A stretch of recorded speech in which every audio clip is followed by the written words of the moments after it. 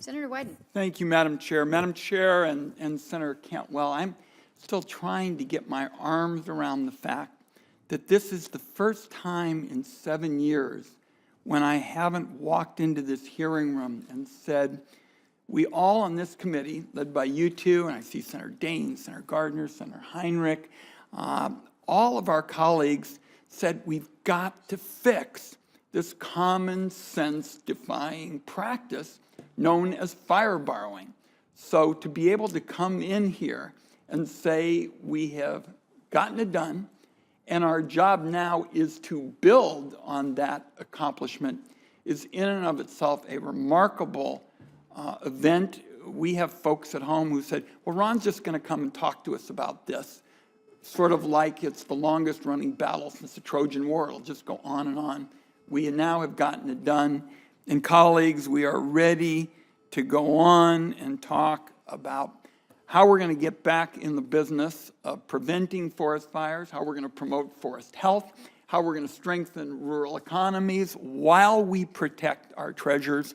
And I think that is a day and a moment well worth taking note of. And I particularly want to thank your leadership, Madam Chair, Senator Cantwell's leadership, because there are a lot of folks in the West who never thought that this day was going to come.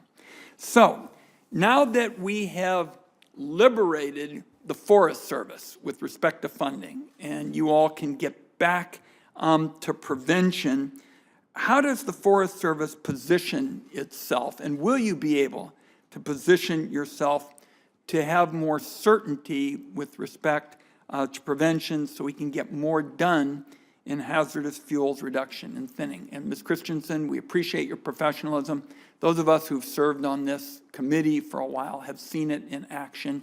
And tell us whether this does provide you the certainty and the ability now to accomplish things in hazardous fuels reduction and thinning that you could not do before. Senator Wyden, thank you very much. I'd like to say it's liberation with accountability.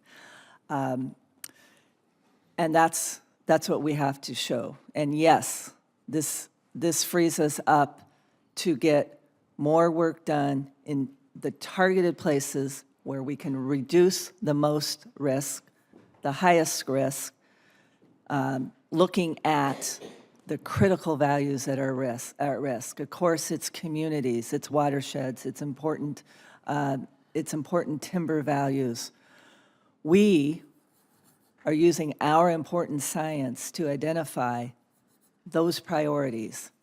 With the new authorities you've immediately given us, as I've already stated, it will help us accelerate where we believe we've already laid some pretty good foundational pieces. Good Neighbor Authority, 20-year stewardship, these fire resiliencies, the categorical exclusions for fire resilience projects, working in a collaborative fashion.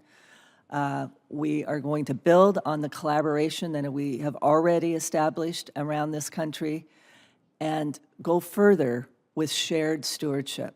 Let me close and build on a comment that the chair, Senator Murkowski, made with respect to benchmarks, because when you enact a law, that is just the beginning. And I think a lot of the sort of theorizing about lawmaking is you write a law and then you move on. Well, once you pass the law, that is just the beginning. Then, per your notion of accountability, you got to have a game plan from that point on. And I want to build on what the chair just talked about with respect to benchmarks and see if we can get a game plan, at least for my state, and perhaps my colleagues in the West would like it as well. I think we need a game plan from you, a specific game plan in order to get at the hazardous fuels backlog in Oregon and around the West. And as you noted, the fire season just goes on and on. We have fires sometimes in Oregon in the winter, and people say, hey, I thought these things came along in July and August.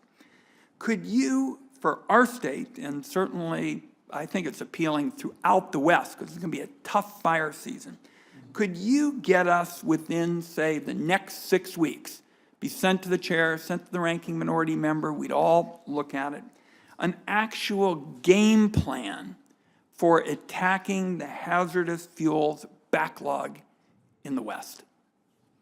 Senator, we'd be happy to work with you on that. We are setting ourselves up. We call it scenario planning, so we can look at where we can get this hazardous fuels and sustain these rural economies and look at the critical watershed values. We're prepared to go to the state foresters and the governors and have a conversation so that we can have some state-based specifics about how we manage the landscapes collectively. We're very happy and look forward to working with you on a Thank you, game Madam plan. Chair.